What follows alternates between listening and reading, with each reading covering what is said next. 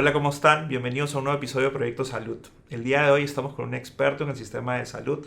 Estamos con Gabriel del Castillo. Muchas gracias, Gabriel, por estar con nosotros. Gracias.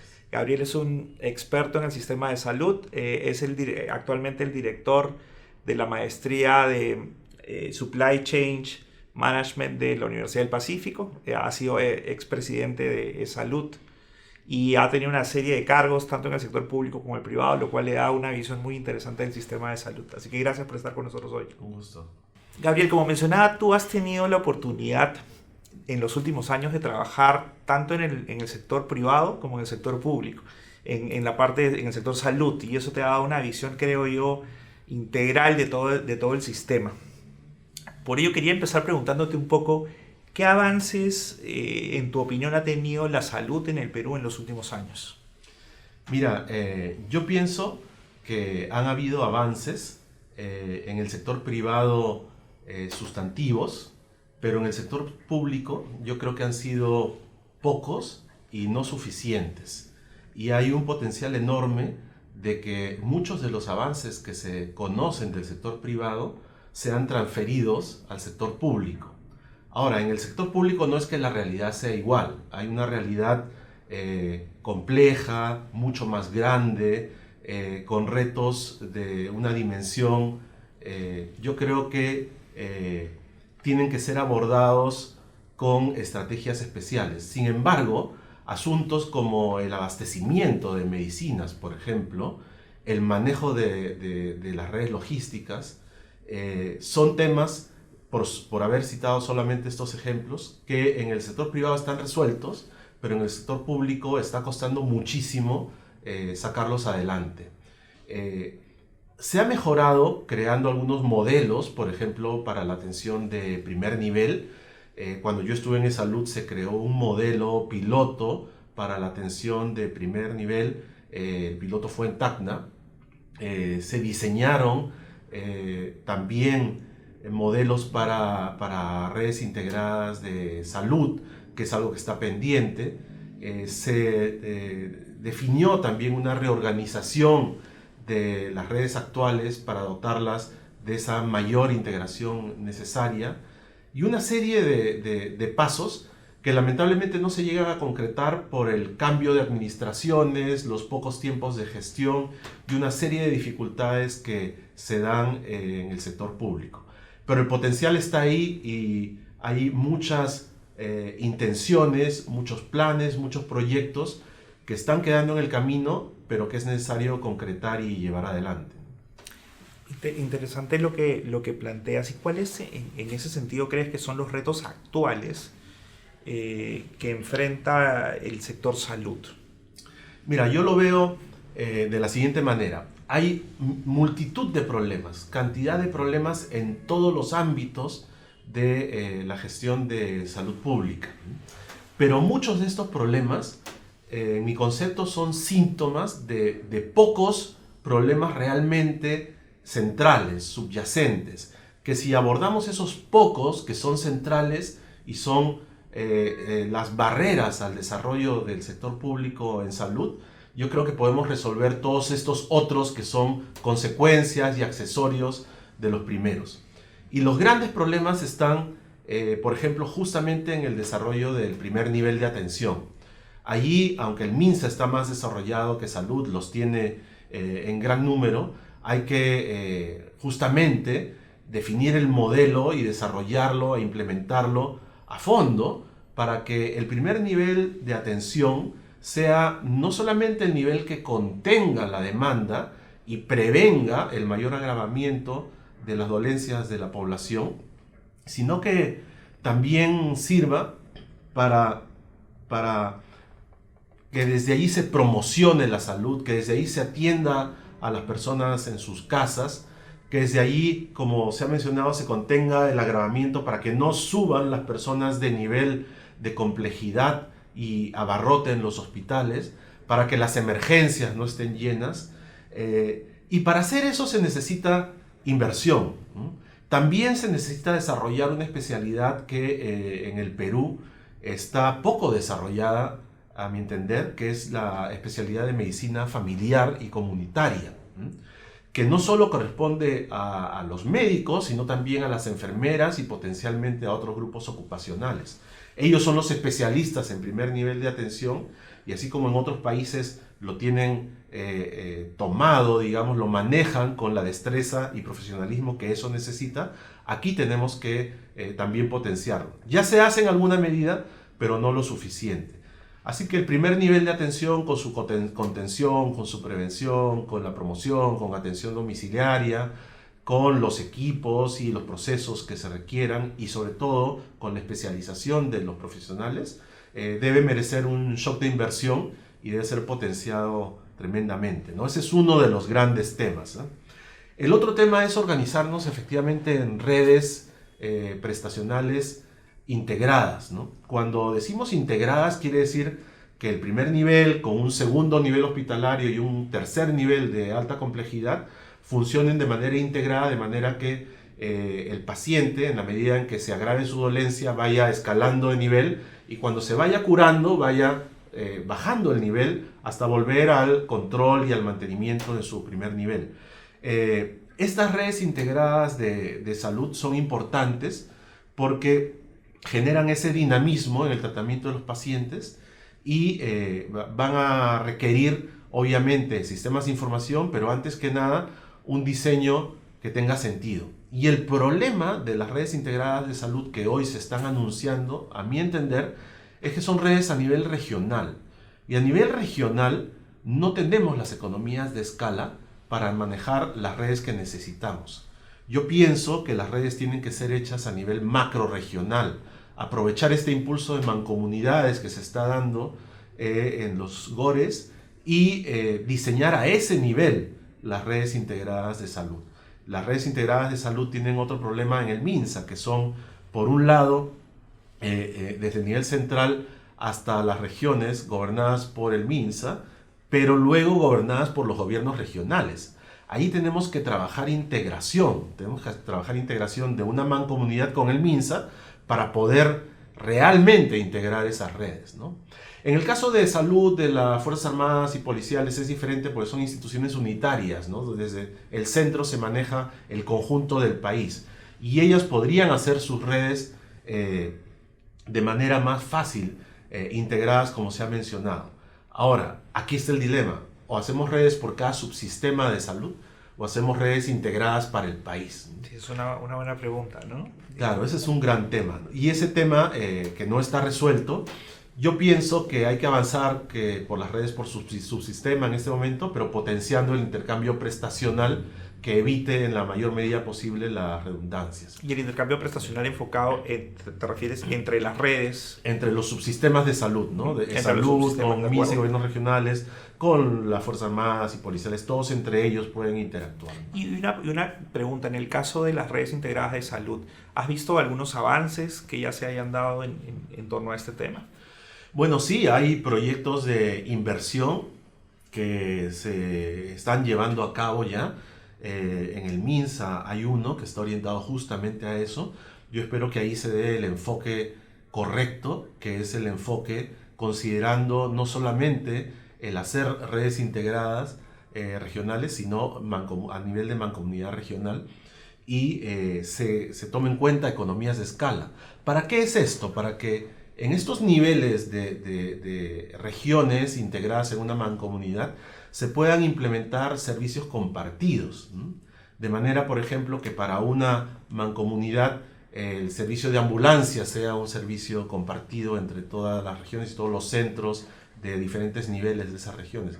El servicio de residuos sólidos, el servicio de limpieza, el servicio de seguridad, el servicio de imágenes, etc.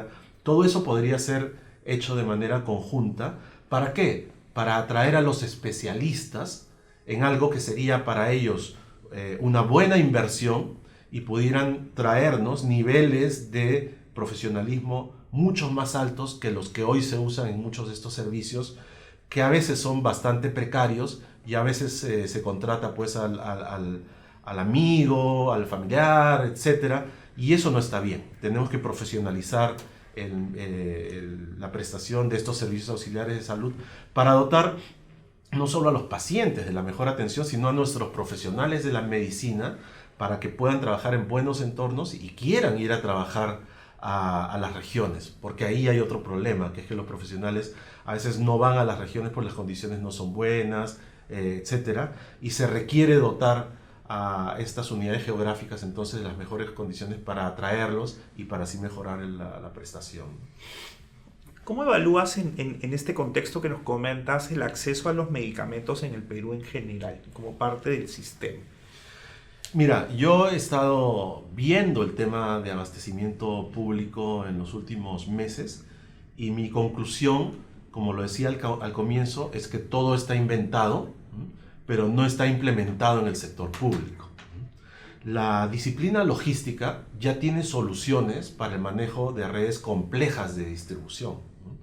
En la salud pública, que en el Perú consiste de varios subsistemas, como he mencionado, estas redes logísticas no han sido jamás diseñadas. Han crecido, como me comentaban los profesionales de medicina en salud, han crecido tumoralmente. Se han levantado almacenes a nivel regional, algunos hospitales los tienen mejores, otros no los tienen, otros los subcontratan, etc. Las redes logísticas no están bien diseñadas. ¿Qué es diseñar una red logística? Es identificar dónde tienen que estar los centros de almacenamiento, incluyendo los centros de almacenamiento centrales y los distribuidos, que pueden ser de 2 o más niveles también, hasta llegar a los hospitales, hasta llegar a almacenes que puedan distribuir a los centros de atención primarios. Y además decir de qué tamaño tienen que ser, qué cosa van a contener. ¿Van a ser temperatura controlada o van a ser en condiciones normales? ¿Van a ser estos centros propios o los vamos a subcontratar? ¿Se tienen los recursos humanos en la organización o vamos a tener que subcontratarlos para contar con recursos humanos y recursos tecnológicos terceros más especializados? ¿Y qué nivel de servicio vamos a dar en el abastecimiento? Nivel de servicio podría entenderse como de cada 1000 que me piden, yo tengo la posibilidad de no acertar tal vez en 10, o en 50, o en 100.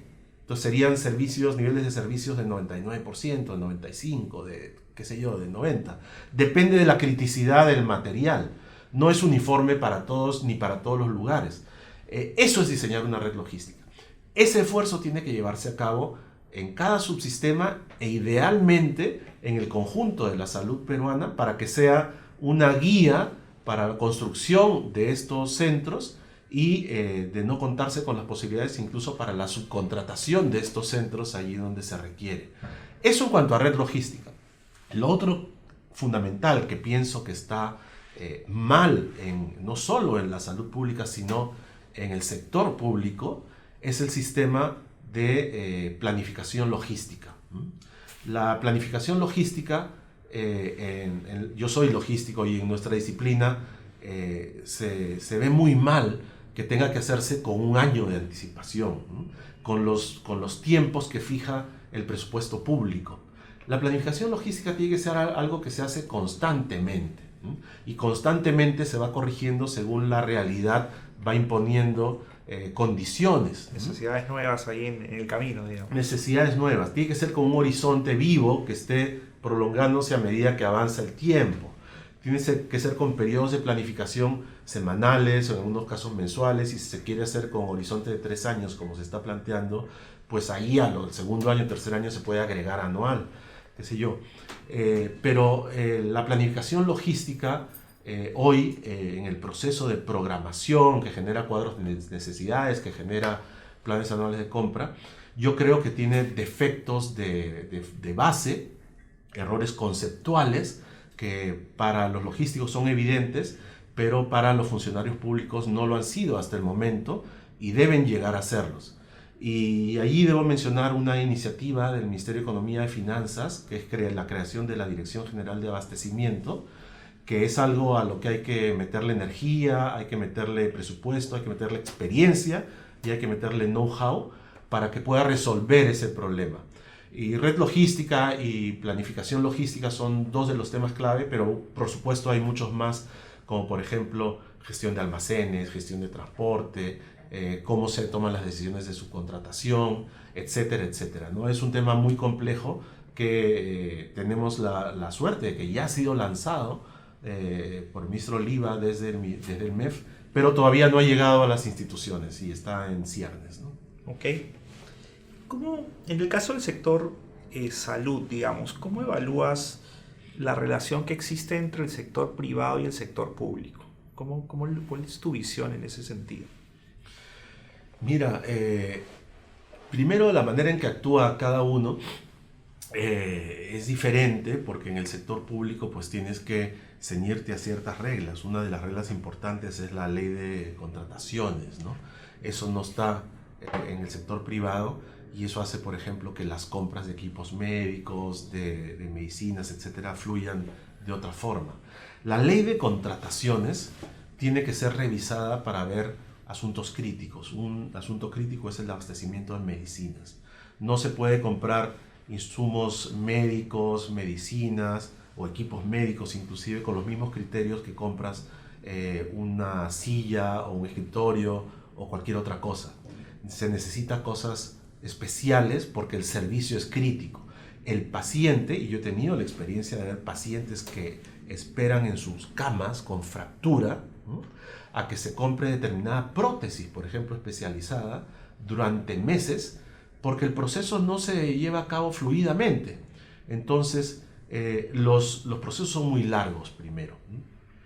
Eso debe solucionarse planificando bien y con stocks para cubrir esos procesos largos.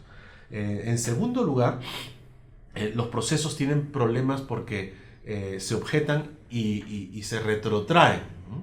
Se retrotraen y tienen que empezar de nuevo, y los plazos entonces se alargan para los pacientes, ¿no? Y finalmente a veces se suspenden incluso los procesos y hay que hacer otro proceso. Y cada proceso dura 4 o 6 meses y tenemos gente esperando por sus cosas esos periodos, ¿no? Entonces necesitamos gente de la práctica, de la cancha, que esté definiendo nuevos métodos de compra innovadores que permitan que no se den estas esperas crueles sobre los pacientes. Y lo que tenemos que hacer es mirar esta ley de contrataciones con ojos de qué es lo crítico y qué tenemos que hacer para que el servicio se pueda dar a pesar de estas dificultades administrativas.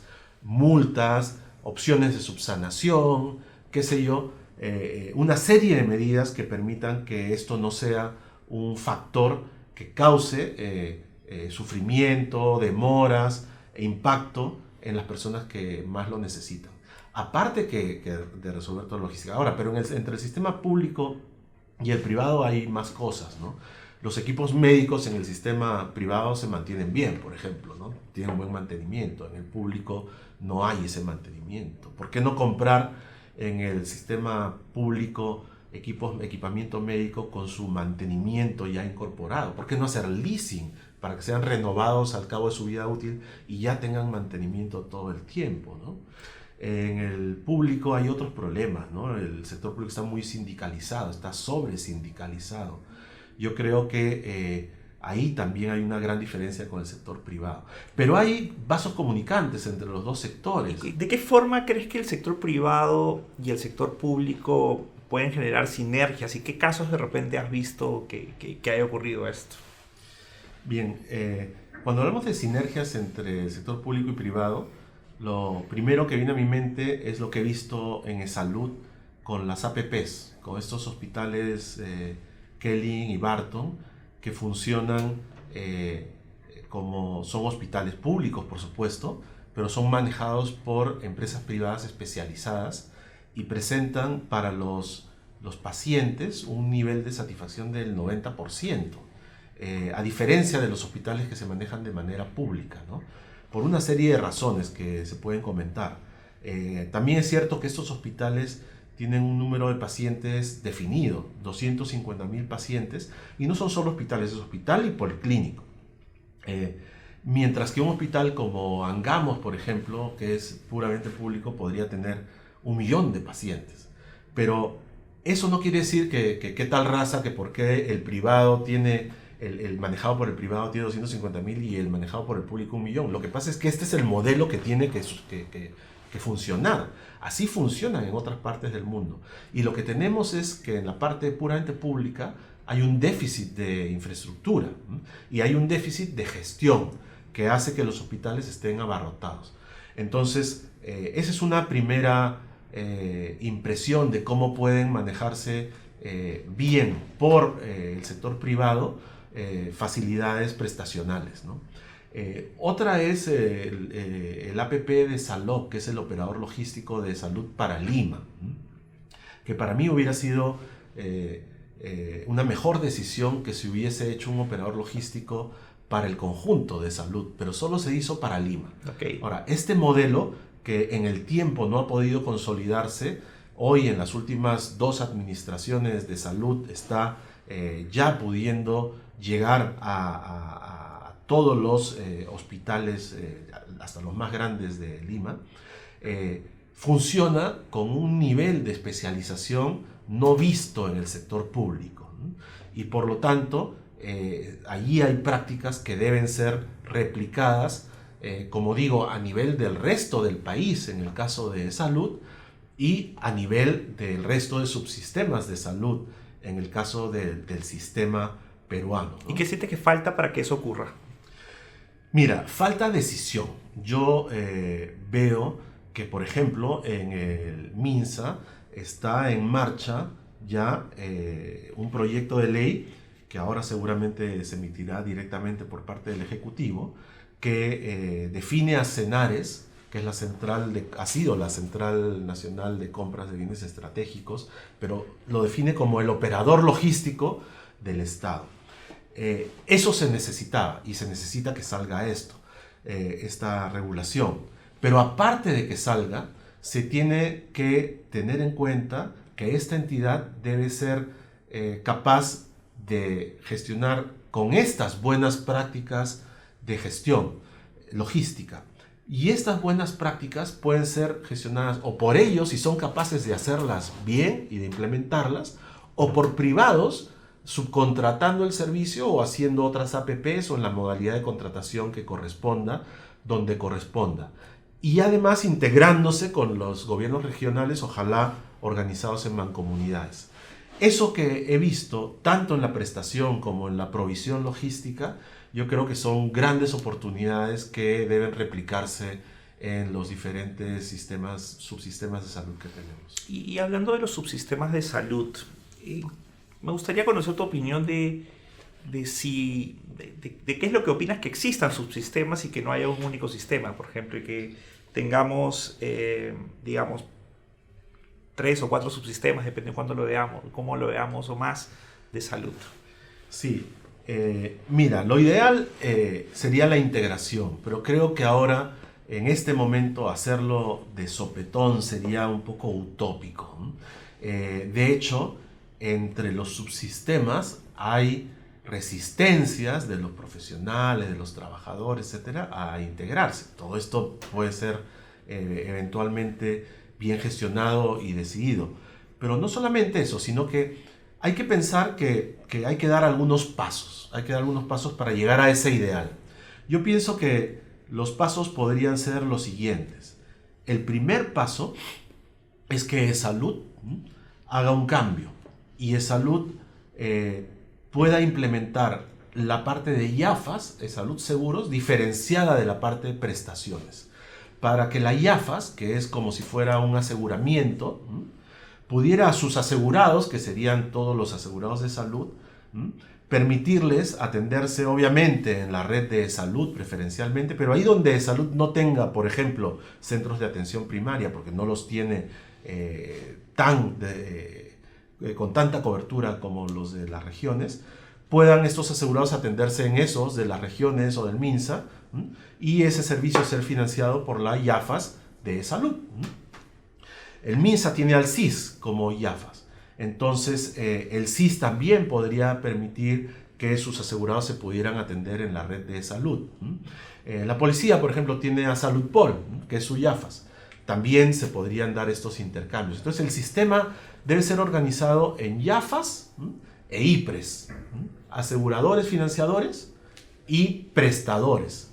Ese es el primer paso, que todos tengan esa realidad y que luego a nivel de prestación se den estos intercambios financiados por los financiadores a cualquiera de los prestadores. Y de esa manera creas un sistema de intercambios prestacionales bien financiados y con un adicional, que estas IAFAs financiarán estas prestaciones en la medida en que estas prestaciones sigan los estándares que son necesariamente tengan que ser exigidos y cumplan con los niveles de servicio que para los pacientes son fundamentales y que las IAFAs establezcan como requisito de calidad del servicio.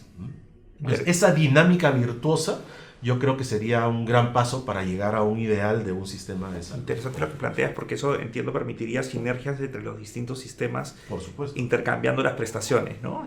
Por supuesto, pero es necesario que el financiamiento funcione bien. De acuerdo. Incluso hay que considerar una posibilidad.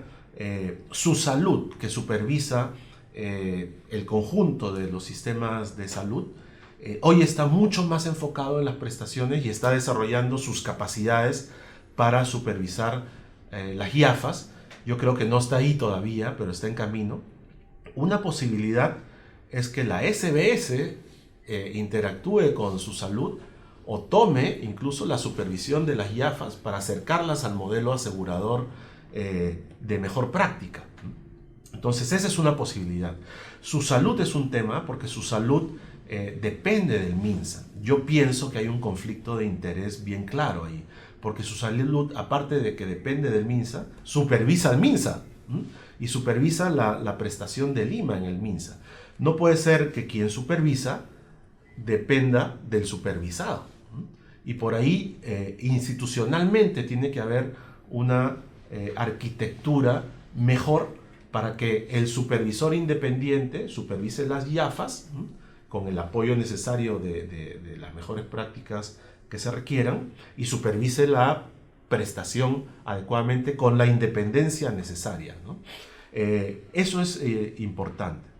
Entonces por ahí empezaría a diseñar el sistema. Perfecto. Una pregunta, cuando miras la región, ¿qué sistemas de salud de la región podríamos utilizar como una referencia para poderlos mirar y decir, bueno, por aquí deberíamos ir? Bueno, hay que mirar la región y más allá de la región. Okay. Yo creo que Chile y Colombia, por ejemplo, tienen un gran avance y por supuesto Brasil, hay que mirarlos. Yo creo que hay que mirar España y por supuesto hay que mirar los modelos anglosajones basados en el NHS de Inglaterra, donde por ejemplo yo he identificado que el abastecimiento lo hace un operador logístico privado para todo lo que no es medicina en este caso, ¿no? Entonces ellos ya rompieron las objeciones en el sentido de la privatización del abastecimiento por parte de un operador logístico. Eso no es así. Eso es, tenemos que hacer que nos dé el servicio aquel que sabe. De acuerdo. Y aquel que lo hace con el nivel de servicio óptimo y mejor para los pacientes. Y eso es lo que tenemos que traer aquí. Si lo puede hacer el sector público, perfecto. Pero si no lo puede hacer, lo debe hacer con el contrato adecuado, por supuesto, el sector privado, ¿no? Y así se complementan, como dijimos antes, así se mejoran los servicios y así hacemos que el bienestar del paciente se maximice. Hemos hablado un poquito de las empresas, digamos, privadas vinculadas al sector salud, que pueden ser, digamos, clínicas, aseguradoras, qué sé yo, farmacias y empresas farmacéuticas, y el sector y el Estado como tal. ¿Qué otros actores crees adicionalmente a esos que deben ser considerados o deben sumarse para lograr este cambio en el sector salud? Bueno, definitivamente tiene que ordenarse el tema de las tecnologías sanitarias, ¿no? Yo en salud conocí el IETSI. El IETSI tiene bastantes detractores, pero la verdad es que lo que yo vi fue un órgano que funcionaba de manera bastante profesionalizada. Yo creo que funciona bastante bien el IETSI y a pesar de los detractores y las críticas que tiene, se puede mejorar, por supuesto, en gran medida. adoptando procedimientos que tienen otras instituciones parecidas en otros lugares del mundo, para permitir algunas pruebas, flexibilizaciones, etcétera, ahí donde sean controladas y sean manejadas de la mejor manera. Pero un organismo así de definición, especificación, estandarización de tecnologías sanitarias, con ese nivel de profesionalismo, tiene que existir en el conjunto de la salud peruana.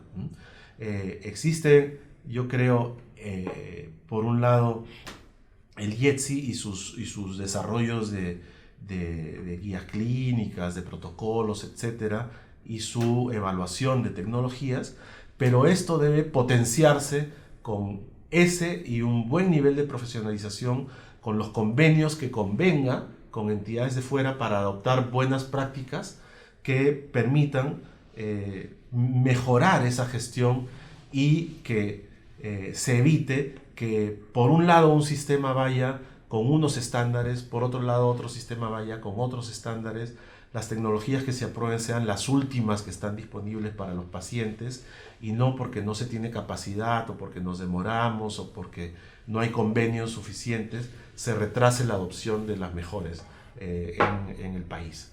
Entonces yo creo que por ahí hay que trabajar bastante en la estandarización, no solo de tecnología, sino como digo, de guías, etcétera, ¿no? Que son trabajos que ya se están haciendo, pero se están haciendo de manera lenta, con poco presupuesto, cuando ahí hay un gran potencial de desarrollo.